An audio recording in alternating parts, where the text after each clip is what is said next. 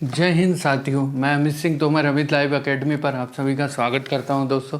तो दोस्तों पिछली 7 क्लासों में हमने ज्योग्राफी का दोस्तों बहुत सारा सिलेबस किया है दोस्तों। तो उस सारी 7 क्लासों की दोस्तों मैंने प्लेलिस्ट डाल दी है ऊपर के आई बटन में, तो जाके आप देख लेना। तो आज हम दोस्तों 12 नंबर का चैप्टर है सूर्य ताप, ऊष्मा संतुलन तथा तापमान को दोस्तों देखेंगे। तो दोस्तों लाइक शेयर सब्सक्राइब और कमेंट करते रहना। अगर सब्सक्राइब नहीं करा हो तो घंटी के बटन को दबाकर सब्सक्राइब कर देना और उसमें ऑल नोटिफिकेशन कर देना ताकि सारे नोटिफिकेशन आपको मिलते रहे। तो चलिए दोस्तों शुरू करते हैं। हम 12वें नंबर का चैप्टर है दोस्तों सूर्य ताप को देखते हैं दोस्तों। तो दोस्तों इंट्रोडक्शन आपको देखना होगा। सूर्य ताप यानी कि इंसोलेशन का एक परिचय। सौर विकिरण, सोलर रेडिएशन भूपृष्ठ तथा वायुमंडलीय ऊर्जा का प्रमुख स्रोत है। इसके अतिरिक्त पृथ्वी के गुरुत्व बल तथा अंतर्जात बलों के द्वारा भी नगण्य मात्रा में पृथ्वी एवं जीव मंडलीय पारिस्थितिकी तंत्र में ऊर्जा का संचार होता है।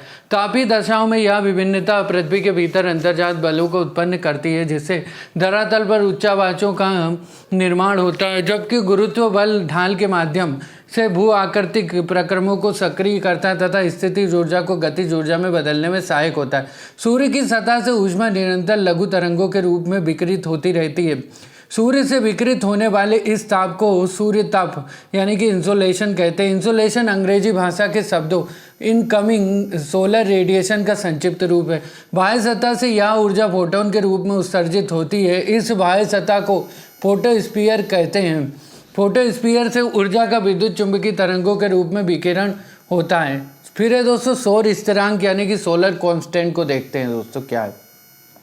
तो सूर्य से विकिरण होने वाली ऊर्जा की मात्रा प्रायः स्थिर होती है। सूर्य से औसत दूरी पर स्थित पृथ्वी के वायुमंडल के बाह्य भाग में 1 वर्ग सेंटीमीटर धरातल पर 1 मिनट तक लंबवत पड़ने वाली सौर विकिरण से प्राप्त विकिरण ऊर्जा की मात्रा को सौर स्थिरांक कहते हैं। यह सूर्य के विकिरण की दर को प्रदर्शित करता है। इस ऊर्जा के माप की इकाई लेंजली है। पृथ्वी वायुमंडल की ऊपरी सतह पर 1.94 कैलोरी प्रति वर्ग सेंटीमीटर प्रति मिनट यानी 1.94 लेंजली की औसत ऊर्जा प्राप्त करती है। सौर ताप का वितरण। भूतल पर सौर ऊर्जा का वितरण सर्वत्र समान नहीं पाया जाता। पृथ्वी के विभिन्न भाग विभिन्न मात्राओं में सूर्य ताप प्राप्त करते हैं। सूर्य ताप वितरण के इस प्रतिरूप में भी विभिन्न अक्षांश पर विभिन्न ऋतुओं में कालिक परिवर्तन होता है। पृथ्वी की सतह पर प्राप्त सकल सूर्य ताप की मात्रा में भूमध्य रेखा से ध्रुवों की ओर ह्रास होता जाता है। ध्रुवों पर सूर्य ताप की मात्रा इतनी कम हो जाती है कि वहाँ पर भूमध्य रेखा पर प्राप्त सूर्य ताप का मात्र 40% ही प्राप्त हो पाता है। कर्क एवं मकर रेखाओं के मध्य स्थित उष्ण कटिबंधीय सर्वाधिक सूर्य ताप प्राप्त करता है। सूर्य ताप वितरण के इस प्रतिरूप में भी विभिन्न अक्षांशों पर विभिन्न ऋतुओं में कालिक परिवर्तन होता है। सूर्य ताप वितरण के इस प्रतिरूप में भी विभिन्न अक्षांशों पर विभिन्न ऋतुओं में कालिक परिवर्तन होता रहता है। सूर्य ताप के वार्षिक अक्षांशीय वितरण के आधार पर सूर्य ताप के 3 स्पष्ट मंडल यानी कि जोन्स दृष्टिगत होते हैं। पहला है दोस्तों निम्न अक्षांशीय आयन वर्ती मंडल यानी कि टोरिड जोन। इस मंडल को अधिकतम अर्थात क्या है, निम्न अक्षांशीय मंडल को अधिकतम सूर्य ताप मंडल भी कहते हैं। यह सूर्य ताप मंडल का विस्तार कर्क तथा मकर रेखाओं के बीच यानी 23.5 डिग्री उत्तर से 23.5 डिग्री दक्षिणी अक्षांश में पाया जाता है। सूर्य के उत्तरायण एवं दक्षिणायन होने के कारण इस मंडल में प्रत्येक स्थान पर सूर्य की किरणें वर्ष में 2 बार लंबवत पड़ती। परिणाम स्वरूप प्रत्येक स्थान वर्ष में 2 बार अधिकतम तथा 2 बार न्यूनतम सूर्य ताप प्राप्त करता है। इसके अतिरिक्त यहाँ सूर्य ताप के वितरण में ऋतुवत परिवर्तन भी नगण्य होता है। अब दोस्तों देखते हैं, आपको यहाँ पे डायग्राम दिखाया गया है। तो हमारे पूरे अर्थ का डायग्राम दोस्तों तापमान कटिबंध आपको दिखाए गए हैं। तो इससे आप समझ जाना जैसे कि 66.5 डिग्री साउथ हो गया, 23.5 डिग्री साउथ हो गया, 0 डिग्री इक्वेटर पे होता है दोस्तों, जैसे कि टोरिड जोन कहते हैं। तो टोरिड जोन को ही हम दोस्तों पढ़ रहे थे, यानी कि निम्न अक्षांशीय आयनवर्ती मंडल कहाँ होता है, टोरिड जोन को हम पढ़ रहे। तो टोरिड जोन कहाँ होता है दोस्तों, इक्वेटर पर टोरिड जोन बोला जाता है, यानी 23.5 साउथ से लेकर 23.5 नॉर्थ तक निम्न अक्षांशीय मंडल अर्थात टोरिड जोन और दोस्तों इसका एक नाम और है आयनवर्ती मंडल, भी इसको ही कहते हैं, 23.5 साउथ से लेकर 23.5 नॉर्थ तक को। अब दोस्तों आगे बढ़ते हैं मध्य अक्षांशी मंडल यानी कि टेम्परेचर जोन किसको बोलते हैं उसको देख। तो इस मंडल मध्य अक्षांशी मंडल यानी कि टेम्परेट जोन मंडल को मध्यम सूर्य तप मंडल भी कहते हैं। इस मंडल का विस्तार दोनों गोलार्धों में 23.5 से लेकर 60 डिग्री अक्षांशों के मध्य पाया जाता है। इस मंडल के प्रत्येक स्थान पर वर्ष में एक बार अधिकतम तथा एक बार न्यूनतम सूर्यातप यानी कर्क एवं मकर संक्रांति के अनुसार प्राप्त होता है। वर्ष भर सूर्यातप प्राप्त होता है परंतु ऋतुगत असमानताएं अधिक होती है। ध्रुवीय मंडल यानी कि फ्रिजिड जोन, तो इस मंडल को न्यूनतम सूर्यतप मंडल भी कहते हैं। इस मंडल का विस्तार ध्रुवों एवं 60 डिग्री अक्षांशों के मध्य पाया जाता है। ध्रुवों के चारों ओर वर्ष में एक बार अधिकतम तथा एक बार न्यूनतम सूर्यातप प्राप्त होता है, परंतु वर्ष में कुछ समय के लिए सूर्य की प्रत्यक्ष किरणों के अभाव में सूर्यातप शून्य हो जाता है। इस क्षेत्र में भूमध्य रेखीय क्षेत्र में प्राप्त सूर्यातप की मात्रा का केवल 40% ही प्राप्त होता है। सूर्यातप के वितरण को प्रभावित करने वाले कारक क्या है? तो किसी निश्चित स्थान पर सूर्यातप की मात्रा ऋतु एवं वायुमंडलीय दशाओं के अनुसार घटती बढ़ती रहती है। सूर्यातप को प्रभावित करने वाले कारक निम्न है। पहला कारक है सूर्य की किरणों का आपतन कोण या सापेक्ष तिरछापन। पृथ्वी की गोलाभ आकृति के कारण सूर्य की किरणें धरातल पर सर्वत्र समान कोण पर नहीं पड़ती है। सौर विकिरण का आपतन कोण किसी स्थान के अक्षांश पर निर्भर करता है। अक्षांश जितना उच्च होगा किरणों का नति कोण उतना ही कम होगा। सूर्य किरण द्वारा निर्मित आपतन कोण सूर्यातप के निम्न 2 रूपों में प्रभावित करता है। पहला है दोस्तों लंबवत सूर्य की किरणों का आपतन कोण अधिक होता है तथा धरातल के छोटे क्षेत्र पर पड़ने के कारण सूर्यातप का अधिक संकेंद्रण होता है। इसके विपरीत तिरछी या न्यून आपतन कोण वाली किरणें अधिक विस्तृत क्षेत्र को प्रभावित करती हैं। परिणाम स्वरूप प्रति इकाई क्षेत्र में कम ऊष्मा प्राप्त होती है। तो दोस्तों यहाँ पे आप डायग्राम में देख रहे होंगे जो सनलाइट डायरेक्ट पड़ती है तो वो ज़्यादा इफेक्ट डालती है, और जो कि दोस्तों लो एंगल ऑफ इनकमिंग सनलाइट हो गया, और लो एंगल ऑफ इनकमिंग सनलाइट जो ऊपर नीचे जो है तो वो कम प्रभाव डालती, मतलब कि कम उसमें ऊष्मा हो जाएगी दोस्तों। तो 60 डिग्री इन और 60 डिग्री साउथ पर दोस्तों लो इनकमिंग, बाकी सनलाइट डायरेक्टली ओवरहेड पड़ेगी 0 डिग्री इक्वेटर पर, जो कि निम्न अक्षांशी मंडल में मान सकते हैं हम।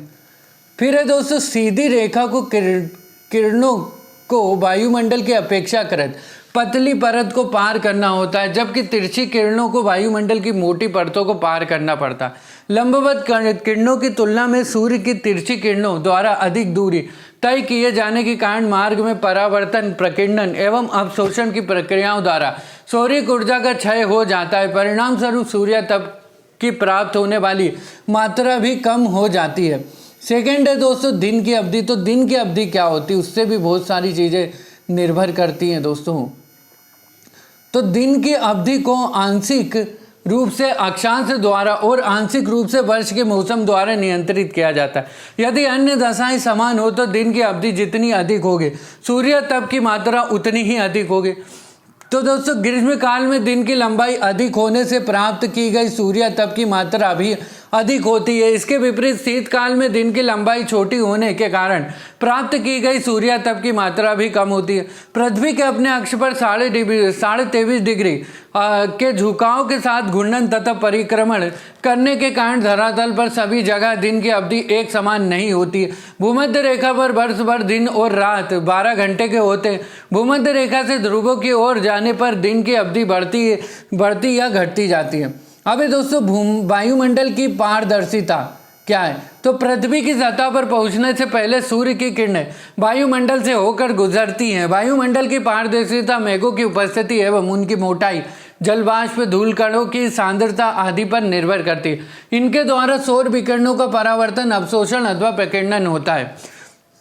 अब दोस्तों इसमें पॉइंट है कि अधिक ऊर्जा वाली परावैंगनी किरणें ओजोन परत द्वारा अवशोषित कर ली जाती है। सघन मेघ सौर विकिरण को पृथ्वी की सतह तक पहुंचने में बाधा उत्पन्न करते हैं। जलवाष्प सौर विकिरण को अवशोषित कर लेते हैं। परिणाम स्वरूप धरातल तक सौर विकिरण की थोड़ी मात्रा ही पहुंच पाती है। सौरमंडल में छोटे निलंबित कण दृश्य प्रकाश के स्पेक्ट्रम को अंतरिक्ष एवं पृथ्वी की सतह की ओर विकर्ण कर देते हैं। अब देखते हैं दोस्तों पृथ्वी से सूर्य की दूरी क्या है। तो पृथ्वी से सूर्य के चारों ओर दीर्घवृत्तीय कक्षा के परिक्रमण अर्थात रेवोल्यूशन करती है। परिणाम स्वरूप सूर्य से पृथ्वी की दूरी में परिवर्तन होता रहता है। सूर्य के चारों ओर परिक्रमण करने के दौरान पृथ्वी 4 जुलाई को सूर्य से सबसे दूर होती है और पृथ्वी की इस स्थिति को अपसोर कहते हैं। तो दोस्तों आप डायग्राम में देख रहे होंगे, अपसोर अर्थात एफिलियन कहा जाता है ना। तो दोस्तों आपको डायग्राम में जुलाई में एफिलियन दिख रहा होगा, तो यही 4 जुलाई की स्थिति होती है। और दोस्तों फेरिलियन जो आपको दिख रहा है, इसको दोस्तों उपसोर कहते हैं। ये आपको 3 जनवरी को दिखेगा, है ना।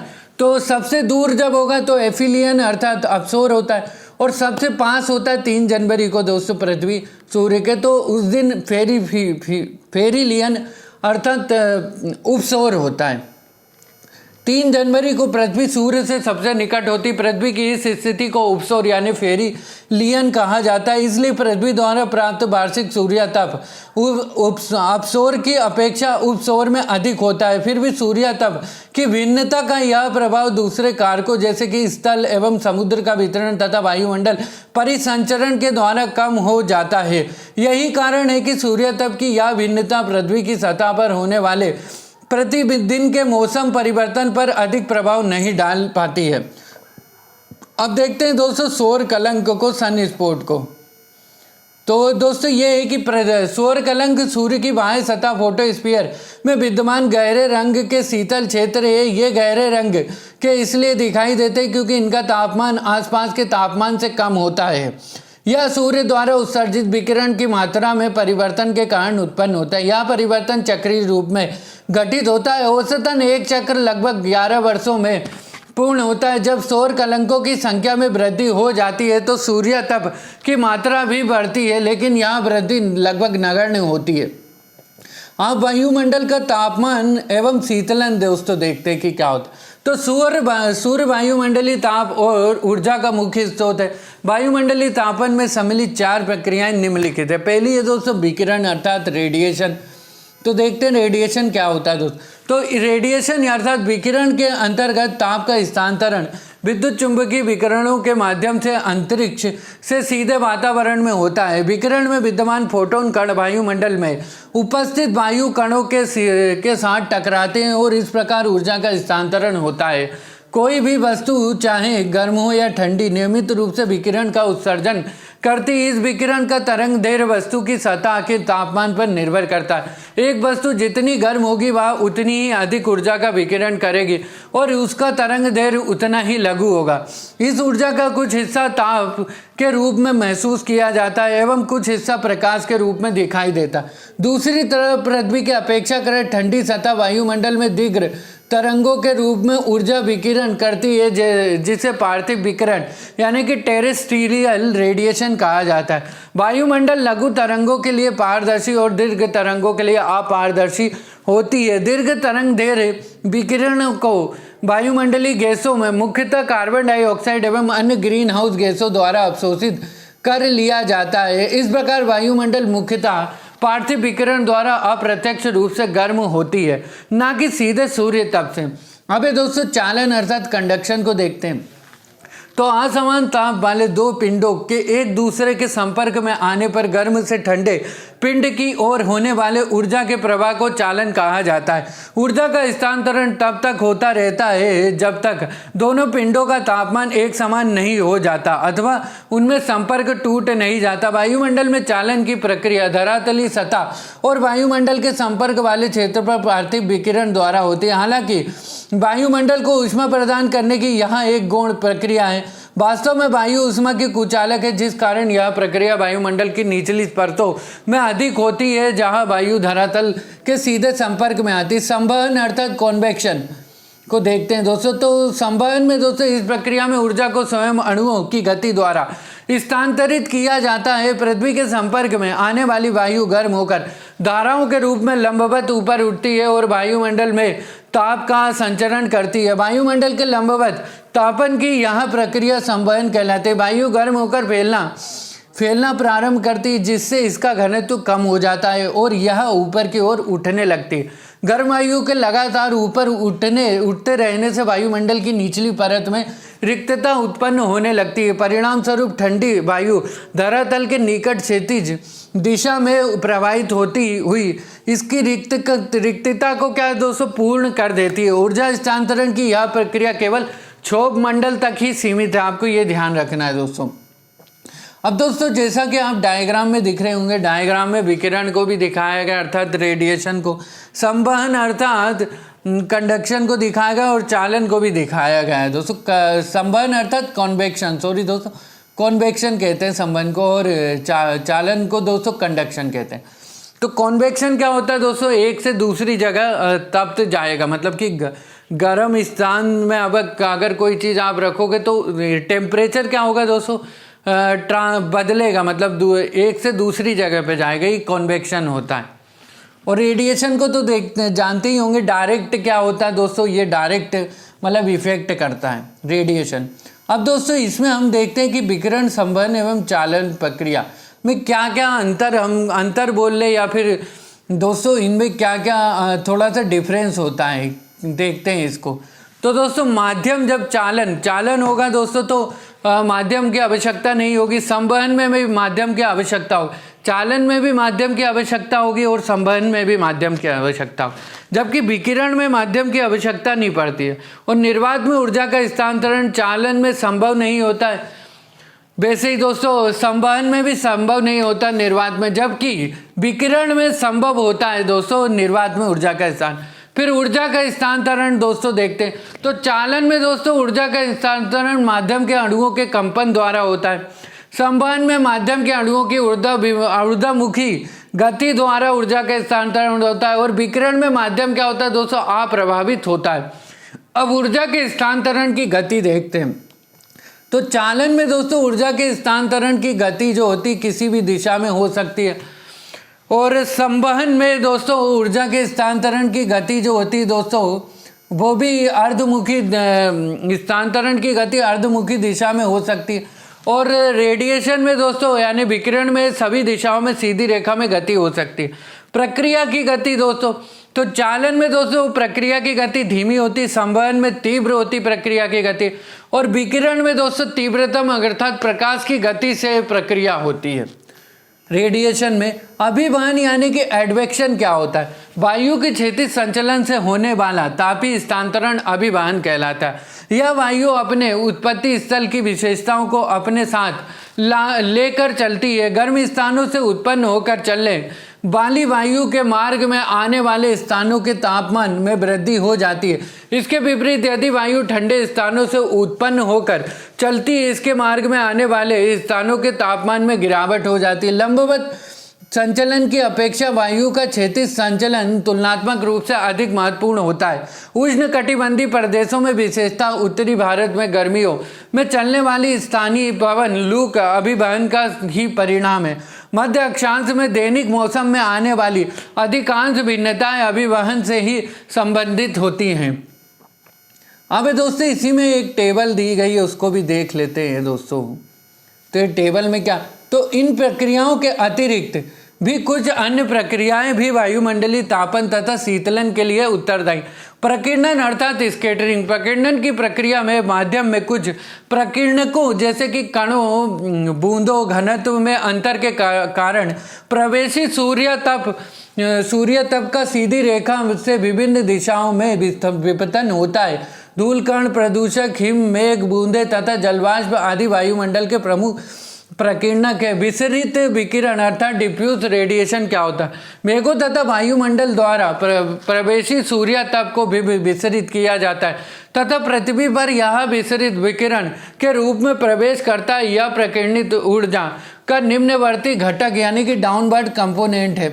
अपवर्तन यानी कि रिफ्रैक्शन, एक माध्यम से दूसरे माध्यम में गुजरने के क्रम में सूर्य तप की गति में परिवर्तन होती है, जिसके परिणाम स्वरूप प्रकाश में अपवर्तन नामक प्रक्रिया होती है। मरीचिका मिरेज अपवर्तन के परिणाम स्वरूप उत्पन्न प्रभाव है, जिसमें विभिन्न तापमान वायु परतों के कारण प्रकाश किरणों का अपवर्तन होता है तथा कोई भी वस्तु क्षितिज के निकट स्थित प्रतीत होती है।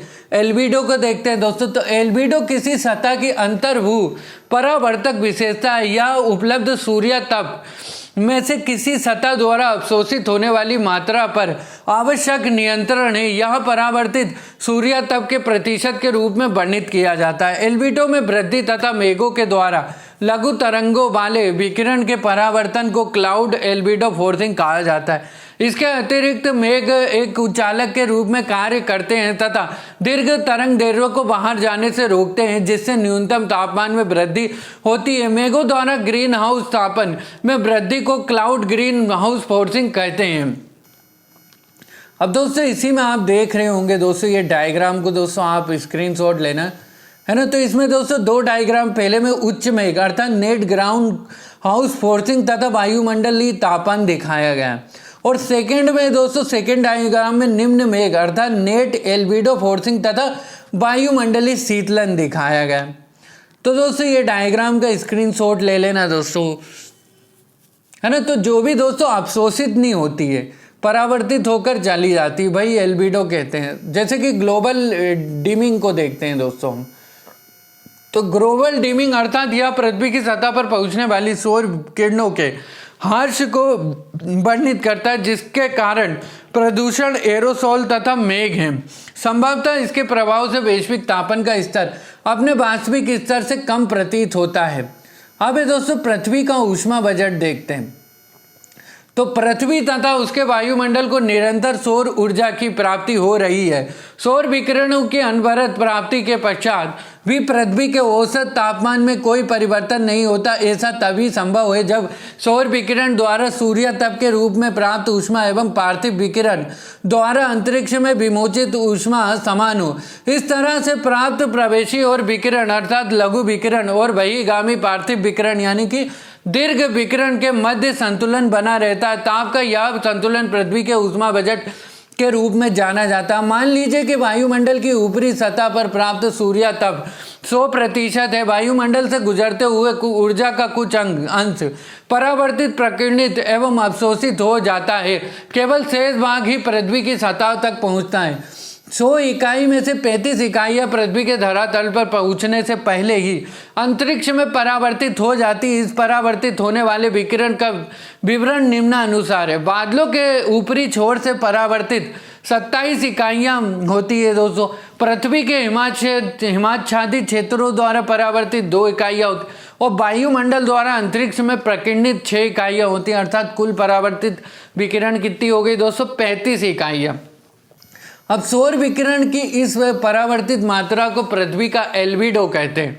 अतः सौरिक ऊर्जा के इस 35% भाग का वायुमंडल तथा पृथ्वी को गर्म करने में कोई योगदान नहीं रहता। प्रकीर्णन वायुमंडल में मौजूद धूल कणों और गैसीय कणों द्वारा होता है। यह सभी दिशाओं में होता है, जिसका कुछ हिस्सा पृथ्वी की ओर और कुछ हिस्सा अंतरिक्ष की तरफ होता है। शेष सौरिक विकिरण की 65 इकाइयाँ निम्न प्रकार से अवशोषित की जाती है। वायुमंडल द्वारा अवशोषित 14 इकाइयाँ, पृथ्वी के धरातल द्वारा अवशोषित 51 इकाइयाँ। 51 इकाइयों में दोस्तों प्रकीर्णित प्लस अप्रत्यक्ष विकिरण द्वारा इकाइयाँ और कुल अवशोषित विकिरण 266 इकाइयाँ। पृथ्वी द्वारा ये 51 इकाइयाँ पार्थिव विकिरण के रूप में पुनः लौटा दी जाती है। इस परावर्तित विकिरण का विवरण निम्नानुसार है। सीधे अंतरिक्ष में वापस विकिरित 217 इकाइयाँ और वायुमंडल में विकिरित है 34 इकाई। पार्थिव विकिरणों से वायुमंडल द्वारा अवशोषित 34 इकाइयों के विकिरण का विवरण नीचे दिया गया है। स्वयं वायुमंडल द्वारा अवशोषित 6 इकाइयाँ, संवहन और विक्षोभ के माध्यम से अवशोषित 9 इकाइयाँ और संघनन की गुप्त ऊष्मा के रूप में अवशोषित 19 इकाइयाँ हैं। कुल 34 इकाइयाँ हैं। वायुमंडल द्वारा 48 इकाइयों का अवशोषण अर्थात 14 इकाइयाँ सूर्य तप प्लस 34 इकाइयाँ पार्थिव विकिरण होता है। वायुमंडल विकिरण द्वारा इनको भी अंतरिक्ष में वापस लौटा देते हैं। अतः पृथ्वी के धरातल तथा वायुमंडल से अंतरिक्ष में वापस लौटने वाला विकिरण क्रमशः इस प्रकार है। पृथ्वी द्वारा वापस लौटने वाला विकिरण 17 इकाइयाँ, वायुमंडल द्वारा वापस लौटने वाला विकिरण 48 इकाई, कुल 65 इकाइयाँ हैं। अब दोस्तों इसमें 1-2 डायग्राम दिए गए हैं, इन दोनों डायग्राम का स्क्रीनशॉट लेना। तो पृथ्वी का ऊष्मा बजट इन दोनों डायग्राम में दिखा है।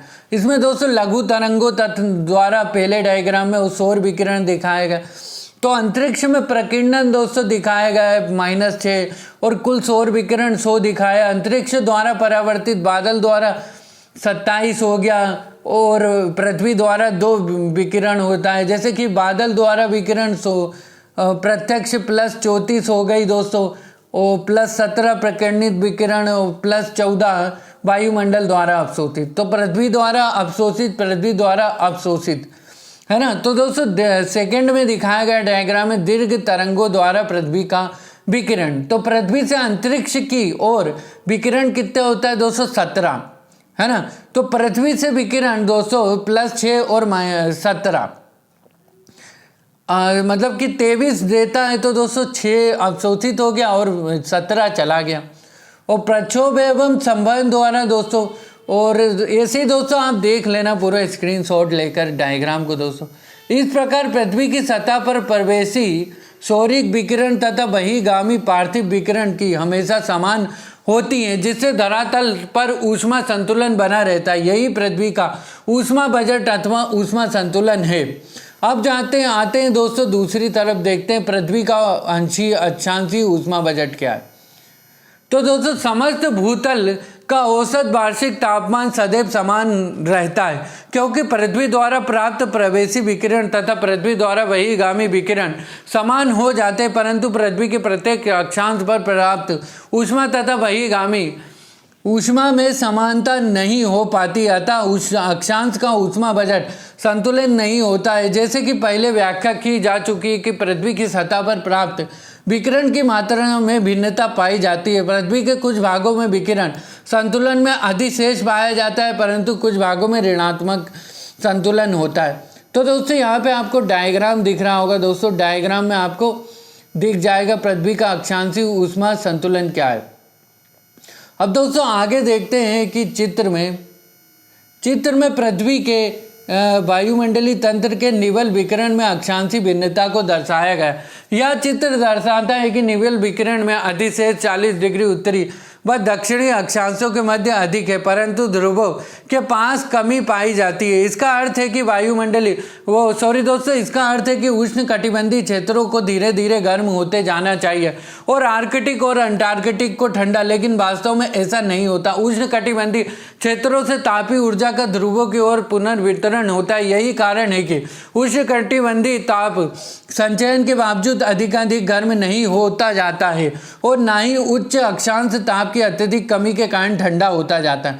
उष्ण कटिबंधीय क्षेत्र से ध्रुवीय क्षेत्र में इस अतिरिक्त ऊष्मा का स्थानांतरण वायुमंडलीय संचार अर्थात पवनों तथा सागरीय धाराओं द्वारा संपन्न होता है। वास्तव में पवनें और सागरीय धाराएं ऊष्मा के असंतुलन के कारण ही उत्पन्न होती है। अब दोस्तों ऊष्मा एवं तापमान क्या है, इसको देख लेते हैं। ऊष्मा और तापमान इन दोनों का प्रयोग बहुधा पर्यायवाची शब्दों के रूप में किया जाता है, परंतु वास्तव में इनके अर्थ में सूक्ष्म अंतर है। ऊष्मा वास्तव में ऊर्जा का एक रूप है जो वस्तुओं को गर्म करती है, इससे ऊर्जा की मात्रा का बोध होता है। अब दोस्तों इसमें देख रहे होंगे आप फ़ारेनहाइट और सेल्सियस मापनी दिखाई गई आपको।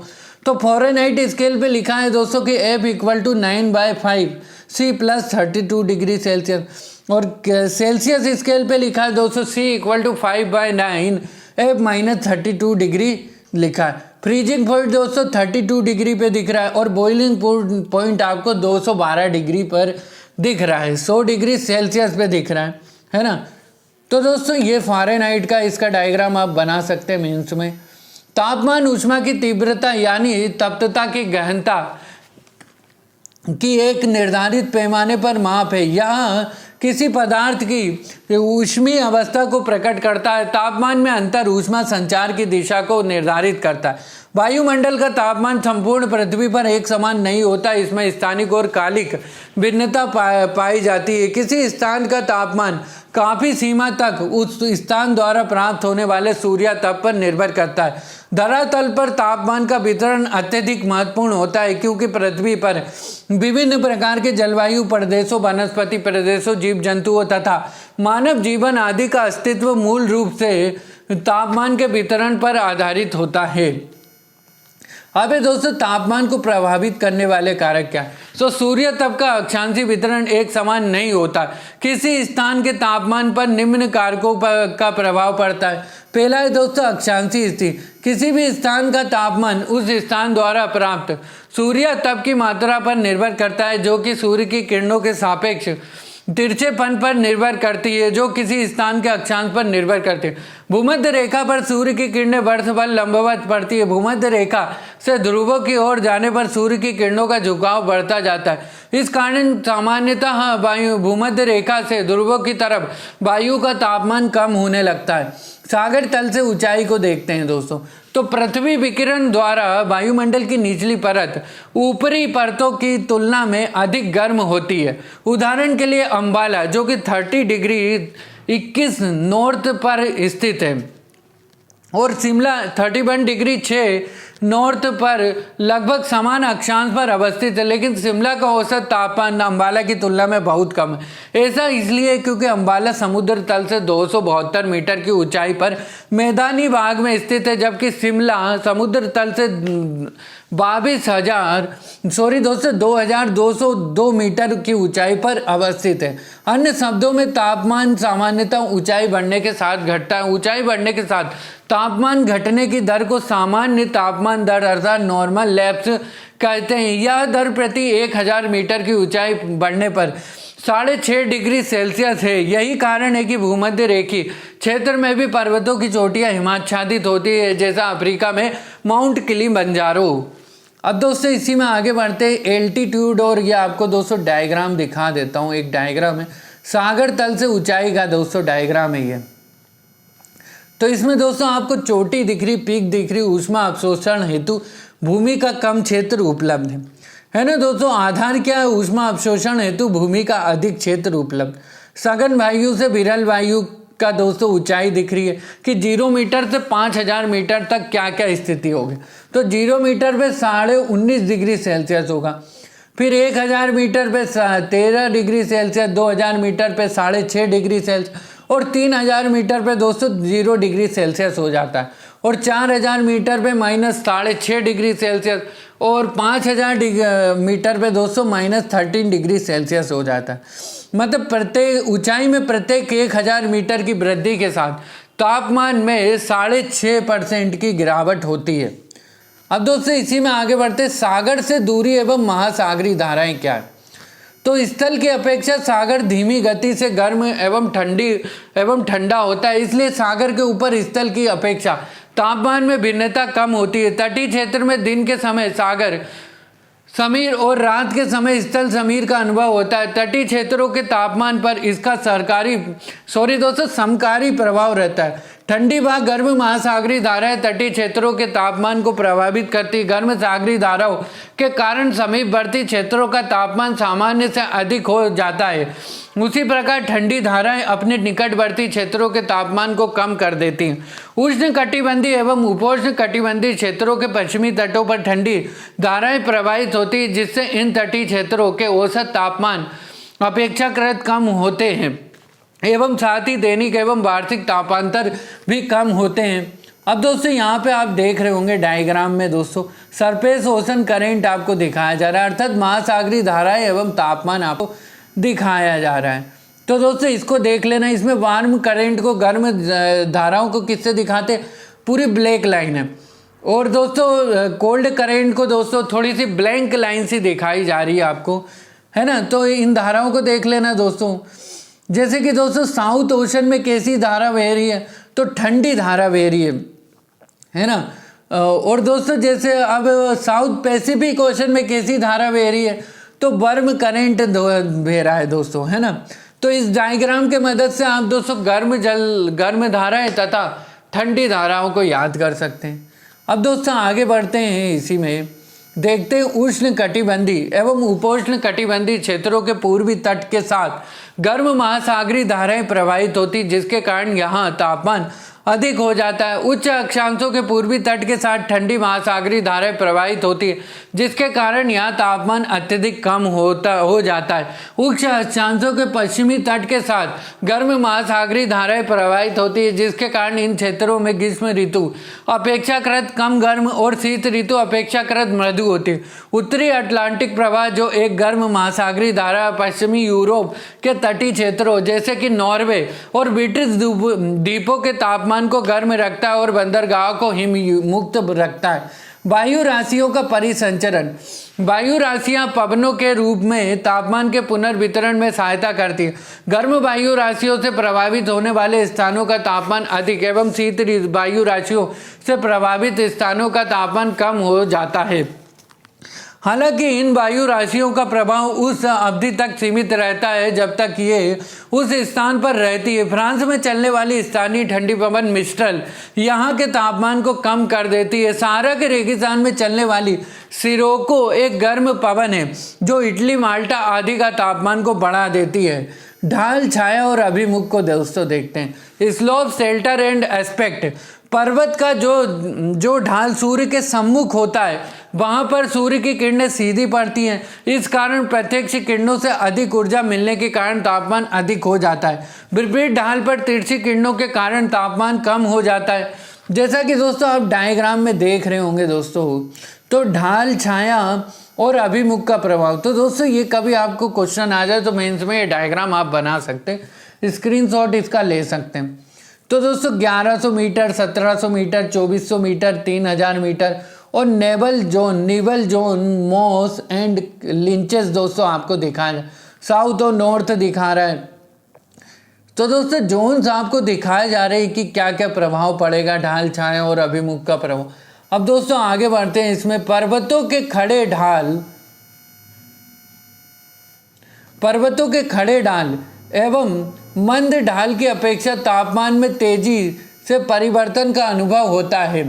आल्प्स पर्वत श्रृंखलाएं जिनका संरेखण पूर्व पश्चिम दिशा में हुआ है कि उत्तरी ढालों की अपेक्षा दक्षिणी ढालों के सूर्य विमुख होने के कारण यहाँ अधिक तापमान प्राप्त होता है। कुछ जगहों पर पर्वत श्रृंखलाएं ठंडी एवं गर्म हवाओं को अवरोधित करती हैं और तापमान को क्रमशः कम एवं अधिक होने से रोकती हैं।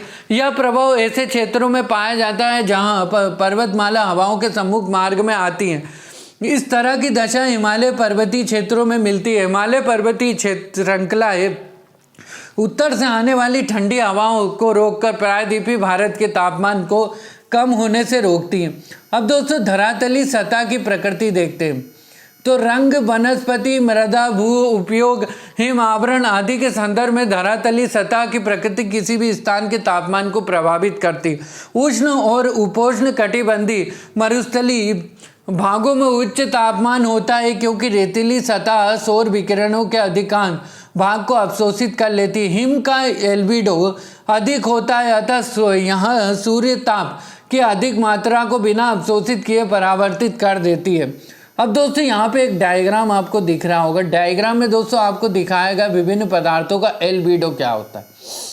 तो जैसे कि दोस्तों मून का एल्बिडो आपको दिख रहा होगा 6 से 8% है, अर्थात परावर्तित होकर जो विकिरण जा रही है उसको दोस्तों एल्बिडो कहते हैं। जैसे कि फ्रेश स्नो अर्थात ताजी जो बर्फ का 80 से 95% एल्बिडो होता है। फॉरेस्ट का 10 से 20% होता है एल्बिडो। ग्रास का 25 से 30% एल्बिडो होता है। क्रॉस ग्रास लैंड का दोस्तों 10 से 25% और एस्फाल्ट ब्लैक टॉप का दोस्तों 5 से 10% एल्बिडो होता है। वैसे ही दोस्तों आपको दिख रहा होगा कंक्रीट का 17 से 27% एल्बिडो है ना। लाइट रूप का दोस्तों 35 से 50% दोस्तों एल्बिडो और ब्रिक स्टोन का 20 से 40%, डार्क रूप का दोस्तों 8 से 10% और अर्थ एल्बिडो एवरेज 31% होता है। वैसे दोस्तों वाटर बॉडीज 10 से 60% varies with the sun altitude है ना। तो एल्बिडो दोस्तों दिखाया देगा भिन्न भिन्न पदार्थों में क्या क्या एल्बिडो होता है, कितनी ऊर्जा को दोस्तों परावर्तित कर। सघन वनस्पति प्रवेशी सौरिक विकिरण की अधिकांश मात्रा को कम कर देती है तथा कई स्थानों में सूर्य का प्रकाश कभी भी सतह तक नहीं पहुंच पाता है। हल्के रंग की मृदा गहरे रंग की मृदा की तुलना में ऊष्मा को अधिक परावर्तित करती है। रेत के समान सूखी मृदा तापमान में बदलाव के प्रति बहुत संवेदनशील होती है, जबकि क्ले जैसी आर्द्र मृदा में बहुत अधिक नमी होती है और यह धीरे धीरे गर्म होती है। शहरी क्षेत्रों में कंक्रीट अवसंरचनाओं के कारण तापमान अपने आसपास की तुलना में अपेक्षाकृत उच्च होता है। तापमान का वितरण, मानचित्र पर तापमान का क्षैतिज वितरण सामान्यतः समताप रेखाओं की सहायता से दर्शाया जाता है। समताप रेखा अर्थात आइसोथर्मस वह रेखा है जो समान तापमान वाले स्थानों को मिलाती है। समताप रेखा है किसी स्थान के वास्तविक तापमान को प्रदर्शित नहीं करती, बल्कि उनके द्वारा किसी स्थान का सागर तल पर अनुमानित तापमान ही दिखाया जाता है। सामान्यतः तापमान अक्षांशों के प्रवाह को मानचित्र में स्पष्ट रूप से देखा जा सकता है। समताप रेखाएं प्रायः अक्षांश के समानांतर होती हैं। इस सामान्य प्रवृत्ति में विचलन विशेष रूप से उत्तरी गोलार्ध में जुलाई की अपेक्षा जनवरी में अधिक स्पष्ट होता है। दक्षिणी गोलार्ध की अपेक्षा उत्तरी गोलार्ध में स्थलीय भाग अधिक है, अतः भूसंहिती और सागरीय धारा का प्रभाव वहां स्पष्ट होता है। समताप रेखाओं की मुख्य विशेषताएं निम्न है।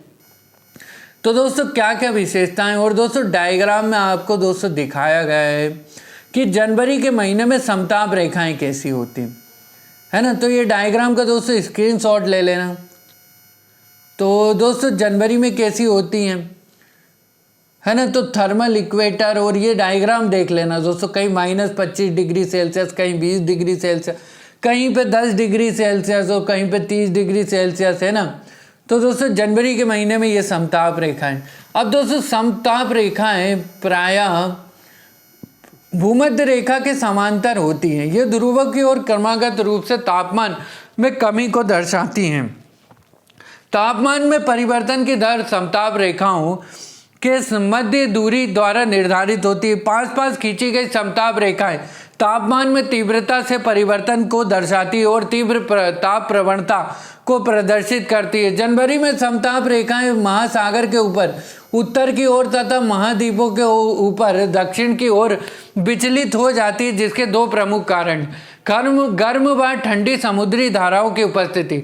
इसे उत्तरी अटलांटिक महासागर में देखा जा सकता है। यह गर्म महासागरीय धाराओं गल्फ स्ट्रीम तथा उत्तरी अटलांटिक महासागरीय डिप्ट की उपस्थिति से उत्तरी अटलांटिक महासागर अधिक गर्म होता है तथा समताप रेखा उत्तर दिशा की ओर मुड़ जाती है। स्तर एवं जल के गर्म व ठंडा होने की प्रकृति में अंतर का होना। धरातल के ऊपर तापमान तेजी से कम हो जाता है और समताप रेखाएं यूरोप में दक्षिण की ओर मुड़ जाती है।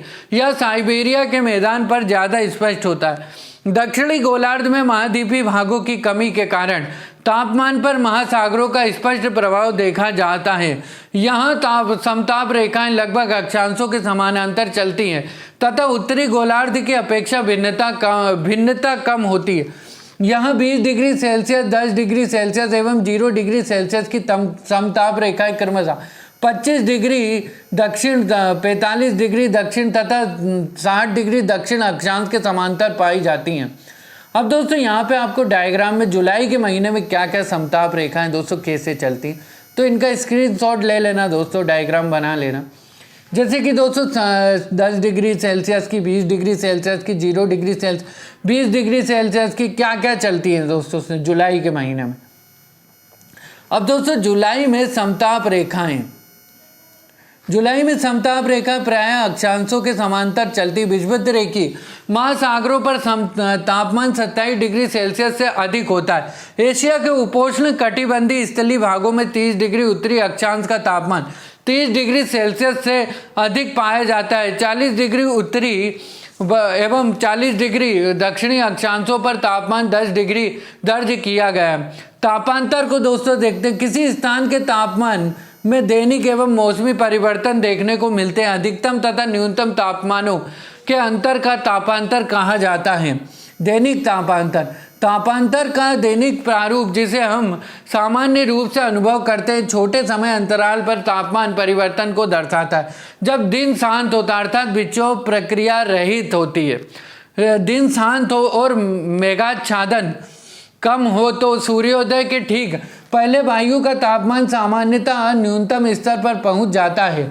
ऐसे समय में धरातल पूरी तरह दीर्घ तरंगों के रूप में पार्थिव विकिरण को उत्सर्जित करता है और इस प्रकार धरातल धीरे धीरे ठंडा होता है और चालन प्रक्रिया द्वारा ऊपर की ओर वायु को ठंडा करता रहता है। सूर्योदय के साथ धरातल के तापमान में वृद्धि होने लगती है। दोपहर के समय पृथ्वी सर्वाधिक सौर ऊर्जा प्राप्त करती है, परंतु इस समय अधिकतम तापमान नहीं हो पाता। वायु का अधिकतम तापमान लगभग 2 बजे प्राप्त होता है। सूर्यास्त के बाद वायु प्रारंभ में काफी गर्म रहती है, क्योंकि अभी भी धरातल से विकसित दीर्घ तरंगों द्वारा गर्म होती रहती है।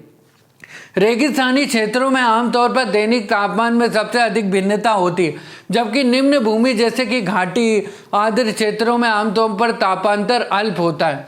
वार्षिक औसत तापांतर को दोस्तों देखते हैं, तो वार्षिक औसत तापांतर वर्ष के गर्म महीनों के औसत तापमान तथा ठंडे महीनों के औसत तापमान के मध्य का अंतर है। निम्न अक्षांशों में वार्षिक तापांतर कम और उच्च अक्षांशों में अधिक होता है। एक ही अक्षांश में यहाँ महाद्वीपों के ऊपर अधिक और महासागरों तक तटीय क्षेत्रों के ऊपर कम होता है। अब दोस्तों इसी में आगे बढ़ते हैं हम। तो दोस्तों यहाँ पे आपको जनवरी एवं जुलाई के बीच तापांतर का अंतर दिख रहा होगा दोस्तों, है ना। तो दोस्तों ये डायग्राम को आप ध्यान में रखना दोस्तों, इसका स्क्रीनशॉट आप ले सकते हो। जनवरी एवं जुलाई के बीच क्या क्या तापांतर होता है। अब दोस्तों आगे बढ़ते हैं हम। चित्र में जनवरी एवं जुलाई के तापांतर कुछ जैसा कि दोस्तों अभी हमने देखा 14 जनवरी एवं जुलाई के बीच तापांतर को प्रदर्शित करता है। 14 जनवरी को दोस्तों तापांतर में क्या अंतर होता है, ये डायग्राम ये प्रदर्शित कर रहा है। तो दोस्तों प्रदर्शित करता है सर्वाधिक तापांतर यूरेशिया महाद्वीप के उत्तरी पूर्वी क्षेत्र में पाया जाता है। महाद्वीपीयता अर्थात कॉन्टिनेंटलिटी के कारण इसका तापांतर लगभग 60 डिग्री सेल्सियस है। सबसे कम तापांतर 3 डिग्री सेल्सियस 20 डिग्री दक्षिणी एवं 15 डिग्री उत्तरी अक्षांशों के बीच में पाया जाता है। तो दोस्तों 3 डिग्री सेल्सियस का सबसे कम तापांतर 14 जनवरी को 20 डिग्री दक्षिण और 15 डिग्री उत्तरी अक्षांशों के बीच पाया जाता है। अब दोस्तों यहाँ पे एक और डायग्राम है दोस्तों, चित्र है, इसको देख लेते हैं। तो दोस्तों इस डायग्राम में दिखाया गया महाद्वीपीयता का प्रभाव क्या क्या होता है ना। तो इसमें दोस्तों क्या क्या दिखाया गया, भूमि स्थल की विशिष्ट ऊष्मा निम्नतर होती है। स्थल पर भिन्नता परतों के बीच मिश्रण की प्रक्रिया नहीं होता है। अपारदर्शी सतह होती, कम वाष्पीकरण अर्थात निम्नतर गुप्त ऊष्मा। महाद्वीपीयता चरम तापमान परिस्थितियां, स्थल तीव्रता से गर्म तथा ठंडा होता है। सूर्य तप होता है, पारदर्शी सतह होती, विस्तृत महासागरीय धाराओं में जल गतिशील होता है तथा जल की विभिन्न परतों का मिश्रण होता है। महासागर जल की विशिष्ट ऊष्मा अधिक होती है, अधिक वाष्पीकरण, उच्चतर ऊष्मा। सागरीय तापमान परिस्थितियां अधिक समकारी, जल धीमी गति से गर्म तथा ठंडा होता है। अब दोस्तों देखते हैं तापीय विसंगति क्या है, यानी कि थर्मल एनामोली। तो दोस्तों किसी भी स्थान विशेष के प्रेक्षित औसत तापमान तथा उस स्थान के अक्षांशीय औसत तापमान के अंतर को तापीय विसंगति कहा जाता है। मानचित्र पर समान तापीय विसंगति वाले स्थानों को मिलाने वाली रेखाओं को सम विसंगति रेखा अर्थात आइसोनोमल्स कहते हैं। तापमान विसंगति धनात्मक या ऋणात्मक हो सकती है। उत्तरी गोलार्ध में स्थलीय भाग की अधिकता के कारण दक्षिणी गोलार्ध की अपेक्षा तापीय विसंगति अधिक होती है। अब दोस्तों इसी में देखते हैं तापमान व्युत्क्रमण अर्थात टेम्परेचर इन्वर्शन क्या है। सामान्य परिस्थितियों में जैसे जैसे हम ऊपर की ओर जाते हैं तापमान सामान्य तापमान दर के साथ घटता जाता है।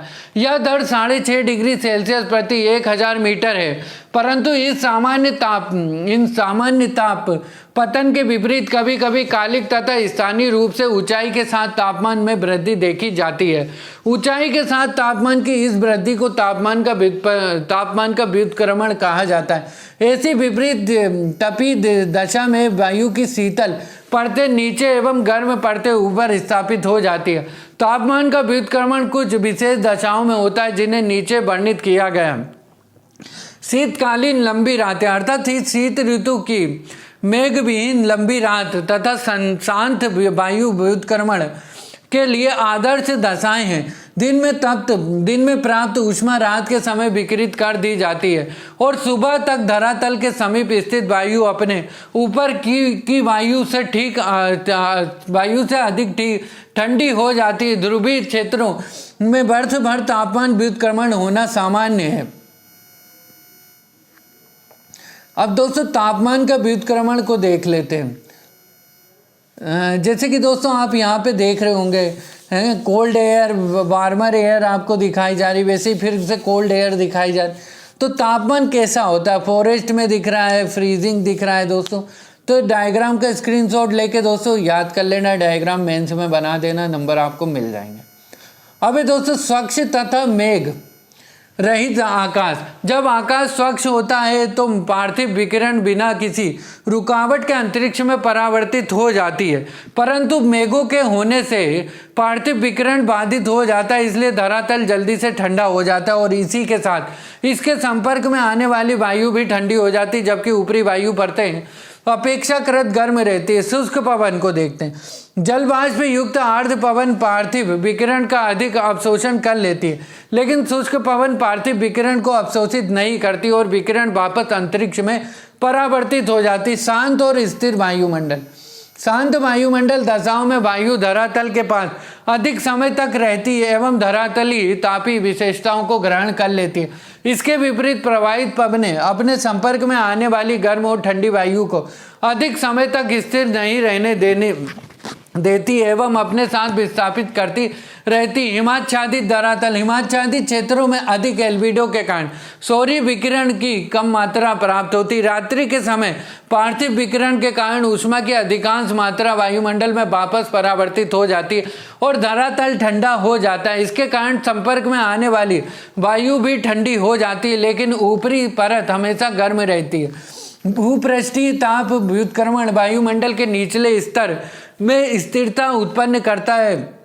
धुआं और धूल कण व्युत्क्रमण स्तर के नीचे एकत्र होकर चारों ओर फैल जाते हैं। इससे शीत ऋतु में सुबह के समय घने कोहरे का निर्माण सामान्य घटना है। यह व्युत्क्रमण कुछ ही घंटों तक रहता है तथा सूर्योदय के पश्चात पृथ्वी के गर्म होने के साथ ही यह समाप्त हो जाता है।